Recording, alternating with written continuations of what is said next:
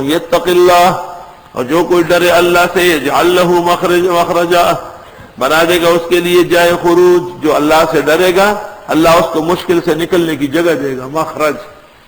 وَيَرْزُقْهُ مِنْ حَيْثُ لَا يَحْتَسِبُ، اور روزی دے گا اس کو جہاں سے اس کو گمان بھی نہ ہو. وَمَن يَتَوَكَّلْ عَلَى اللَّهِ، جو بھروسہ کرے اللہ پر، فَهُوَ حَسْبُهُ، کافی ہے. إِنَّ اللَّهَ بَالِغُ أَمْرِهِ، اللہ اپنے کاموں کو پہنچا کے رکھتا ہے. قَدْ جَعَلَ اللَّهُ لِكُلِّ شَيْءٍ قَدْرًا، یقیناً بنایا ہے اللہ نے ہر چیز کا وقت مقرر.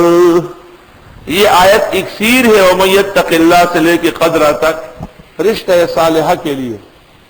عشاء کی نماز کے بعد 75 مرتبہ بلا ناغہ پڑھی جاتی ہے. ایک دور کے اندر ہی ہو جاتا ہے، نہ ہوا دوسرا تیسرا، کرتے رہو. قرآن کی آیت ہے جب تک کہ آپ کا کام نہیں ہوا. اسی کے ساتھ اور امور، کاروبار، مال، حال، اولاد، خیریت، سب کی نیت کرو.